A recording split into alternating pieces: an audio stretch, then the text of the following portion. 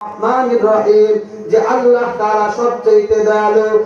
আর আল্লাহ তাআলা সবচেয়ে দয়ালু হওয়ার কারণে বান্দা যখন পাহাড় পরিমাণ গুনাহ করে ফেলে, বান্দা যদি গুনাহ করতে করতে সাগরের সমুদ্র পরিমাণ গুনাহ করে ফেলে, আর বান্দা যদি গুনাহ করতে করতে পাহাড় পরিমাণ গুনাহ করে ফেলে, আল্লাহ বলে বান্দারে তোমরা আমি আল্লাহ তাআলার রহমত থেকে তোমরা নৈরাশ হয়ো না। আল্লাহ তাআলা বলেন লা তাকুনাতু মির রাহমাতিল্লাহ। আল্লাহ তাআলা বলে দুনিয়ার বান্দারা আমি আল্লাহ রব্বুল আলামিনের রহমত থেকে তোমরা নৈরাশ হয়ো না। তোমরা যেই মুহূর্তে আমি আল্লাহ রব্বুল আলামিনকে তোমাদের গুনাহ কথাকে স্মরণ করে, তোমার জীবনে অপরাধ হয়েছে, অন্যায় হয়েছে, তোমার অন্যায়গুলো স্মরণ করে যখন তুমি আমি আল্লাহ রব্বুল আলামিনকে ডাক দিবে, আমি আল্লাহ রব্বুল আলামিন দয়াবান হওয়ার কারণে তোমাদের জিন্দেগীর तमाम গুনাহগুলোকে আমি আল্লাহ তাআলা ক্ষমা করে দেই। সুবহানাল্লাহ। প্রিয় ভাইরা, এই কোরআন তেলাওয়াত করলে মানুষের ঈমান বাড়ে, ঈমান মজবুত হয়। আমাদের ঈমান দুর্বল না শক্তিশালী বলেন তো? সবাই বলেন না কথা, ঈমান দুর্বল না শক্তিশালী? আরে আমাদের ঈমানটা এত দুর্বল, ফজরের সময় আমাকে ঘুম থেকে জাগ্রত করে মসজিদে আনতে পারে নাই। আরে আমার ঈমানটা এত দুর্বল, হারাম থেকে আমাকে বিরত রাখতে পারে নাই, সুদ থেকে বিরত রাখতে পারে নাই, হারাম থেকে বিরত রাখতে পারে নাই, মিথ্যা থেকে বিরত রাখতে পারে নাই, অপরের পরনিন্দা করা থেকে, গীবত পরনিন্দা করা থেকে আমাকে বিরত রাখতে পারে নাই। আল্লাহ সুবহানাহু ওয়া তাআলা বলেন যে মানুষগুলো ঈমানকে মজবুত করতে চায়, যে মানুষগুলো ঈমানকে বাড়াতে চায়, সেই মানুষগুলো যেন আল্লাহর কোরআন তেলাওয়াত করে। আল্লাহর কোরআন তেলাওয়াত করলে আল্লাহ তার ঈমানকে আল্লাহ মজবুত করে দেয়। সুবহানাল্লাহ। একজন মুমিনের 5টা গুণ আছে, এই 5টা গুণ যদি কারোর মধ্যে পাওয়া যায়, আল্লাহর পক্ষ থেকে তার জন্য মর্যাদা রয়েছে। আল্লাহ বলছেন ইন্নামাল মুমিনুনা আল্লাযীনা ইযা যুকিরাল্লাহু ওয়াজিলাত কুলুবুহুম। প্রিয় ভাইরা আমার, আল্লাহ বলেন একজন মুমিনের বৈশিষ্ট্য হলো মুমিনের সামনে যখন আল্লাহ আলোচনা করা হবে, মুমিনের সামনে যখন জাহান্নামের আলোচনা করা হবে, ওয়াজিলাত কুলুবুহুম, মুমিনের অন্তরে আল্লাহর ভয় সৃষ্টি হয়ে যাবে। আর মুমিনের অন্তরের ভিতরে আল্লাহর ভয় সৃষ্টি হয়ে গেলে ওই মুমিন জীবনে কোনোদিন গুনাহের কাজ করতে পারে না। আর মুমিনের 2 নাম্বার গুণ হলো আল্লাহ বলেন ওয়া ইযা তুলিয়াত আলাইহিম আয়াতুহু যাদাতুহুম ঈমানা।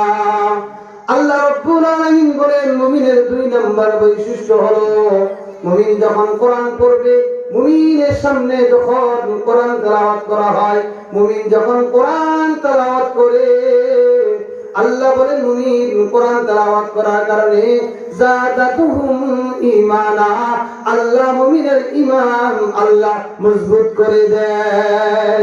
সুবহানাল্লাহ। এইজন্য আজকে থেকে সিদ্ধান্ত নেন, যদি মজবুত করতে চান কোরআন তেলাওয়াতের কোনো বিকল্প নাই। আমি প্রথমে যে আয়াত বলেছিলাম যে আল্লাহ রব্বুল আলামিন কোরআনের মর্যাদা কত বেশি দিয়েছেন, কোরআনের শান কত বেশি আল্লাহ দিয়েছেন। কোরআন আপনি ধরতে যাবেন, ওযুবিহীন অবস্থায় কোরআন ধরতে পারবেন না। লা ইয়ামাসসুহু ইল্লাল মুতাহহারুন, অপবিত্র অবস্থায় কোরআন ধরা যাবে না। দুনিয়ার ভিতরে দেখবে 7 বছরের সন্তান কোরআনে হাফেজ হয়ে যায়। দুনিয়ার ভিতরে তাওরাতের হাফেজ খুঁজে পাবেন না, ইনজিলের হাফেজ খুঁজে পাওয়া যাবে না। কিন্তু আজকে দেখা যায় আমাদের ঘরে ঘরে আলহামদুলিল্লাহ কোরআনে হাফেজ খুঁজে পাওয়া যায়। প্রত্যেকটা এলাকার সময় মুসলমান হন নাই। নবী করিম সাল্লাল্লাহু আলাইহি ওয়াসাল্লাম মসজিদে নববীর ভিতরে কোরআন তেলাওয়াত করতেছেন, আর ওমর রাদিয়াল্লাহু তাআলা আনহু আল্লাহর নবী কোরআন পড়তেছে আর ওমর সেই জায়গা দিয়ে যাচ্ছে। এমন সময় আল্লাহর হাবিব সাল্লাল্লাহু আলাইহি ওয়াসাল্লাম কোরআনে আয়াত তেলাওয়াত করতেছেন, ওয়া মা হুয়া বিকাউলি শাইর ক্বালিলাম মা তুমিনুন। আল্লাহ নবী বলতেছে এটা কোনো কবির কথা নয়, কিন্তু মানুষ এইগুলো সম্পর্কে, কোরআন সম্পর্কে মানুষ বুঝে না। ওমর রাদিয়াল্লাহু তাআলা আনহু মনে মনে বললেন, ভাবলেন কি ব্যাপার, আমি যে, আমার বন্ধুরা তো ঠিকই বলেছে মুহাম্মদ কবিতা আবৃত্তি করে, মুহাম্মদ জানলো কিভাবে যে আমি মনে মনে বললাম যে এটা মুহাম্মদ জানলো কিভাবে? তাহলে তার মানে মুহাম্মদ কবি নয়, মুহাম্মদ গণক হয়ে গেছে, গণক হয়ে আমাকে এই কথা বলতেছে। এমন সময় আমার আপনার নবী তেলাওয়াত করতেছে, ওয়ালা বিকাউলি কাহিন, নবী পড়তেছে এটা কোনো গণকের কথা নয়। ওমর বলল কি ব্যাপার, নবী জানলো কিভাবে আমি যে বললাম? তাহলে এটা যদি গণকের কথা না হয়, কোন কবির কবিতা না হয়, তাহলে এটা কি?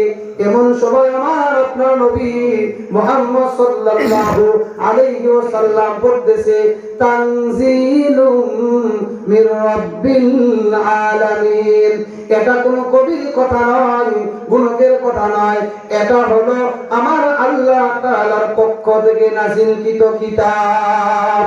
সুবহানাল্লাহ। ওমর রাদিয়াল্লাহু তাআলা আনহু মুসলমান হবে সমাজের ভিতরে দেখবেন কিছু মানুষ যখন ভালো কোনো কাজ করে আপনাকে বাধা দেবে, এই কাজ করা যাবে না, ভালো হওয়া যাবে না, ভালো কাজ করা যাবে না। ওমর রাদিয়াল্লাহু তাআলা আনহু ঈমান গ্রহণ করবে, কিন্তু আবার যখন উতবা সাইবা আবু জাহেলের সাথে সাক্ষাৎ হয়ে যায়, আবার পূর্বের অবস্থা ভুলে যায়। কারণ আমার আপনার নবী সাল্লাল্লাহু আলাইহি ওয়াসাল্লাম যখন রাতের অন্ধকারে কোরআন তেলাওয়াত করতেন, আবু জাহেল উতবা সাইবা নবীজির কোরআন তেলাওয়াত শুনতেন। নবীজি পড়তেন, আলিফ লাম মিম যালিকাল কিতাবু লা রাইবা ফিহি, এটা এমন একটা কিতাব যার মধ্যে বিন্দু পরিমাণ কোনো সন্দেহ নাই। আবু জাহেল বলে, সাদাক্তা ইয়া মুহাম্মদ, আমি জানি যে কোরআনটা সত্য, কিন্তু মানতে পারলাম না। রাতের অন্ধকারে নবীজি কোরআন তেলাওয়াত করতেন, আর সকালবেলা আবু জাহেল বাবা সাক্ষাৎ হতো। কি ব্যাপার, কোথায় থেকে আসলো বলো? বলো আজকে তোমার সাথে মিথ্যা বলবো না, তোমার ভাতিজা মুহাম্মদ এত সুন্দর করে কোরআন তেলাওয়াত করে, আমি সেই কোরআন তেলাওয়াত শোনার জন্য গিয়েছিলাম।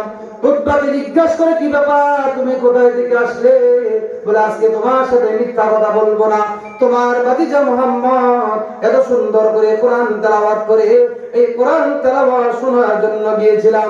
আবু জাহেল দেখলো এভাবে যদি আমরা নবীজির কোরআন তেলাওয়াত শুনতে যাই, মানুষ মুহাম্মাদের ধর্ম গ্রহণ করবে, অতএব মুহাম্মাদের ধর্ম গ্রহণ করতে যেন না পারে, মুহাম্মাদের কোরআন তেলাওয়াত যেন কেউ না শুনতে পারে।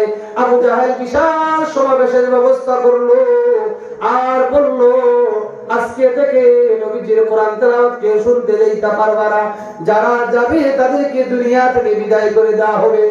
যখন আবু জাহেল নেতাই ভাষণ দিল, নেতা ভাবলো আজকের দিনে আর কেউ যাবে না, আজকে আমি যে ভাষণ দিয়েছি আমি ছাড়া আর কেউ যাবে না। পরের দিন দেখা গেল আবু জাহেল কোরআন তেলাওয়াত শোনার জন্য গিয়েছে, বাকিরাও কোরআন তেলাওয়াত শুনতে গিয়েছে। কারণ কোরআন এমন একটা তেলাওয়াত যখন কোন কাফের শুনে তার অন্তরে আল্লাহ তাআলা ঈমানের নূর ঢেলে দেয়, আর যখন এই কোরআন যখন কোন মুমিন পড়ে, আল্লাহ রাব্বুল আলামিন মুমিনের মর্যাদা, মুমিনের ঈমান আল্লাহ রাব্বুল আলামিন বাড়ায় দেয়।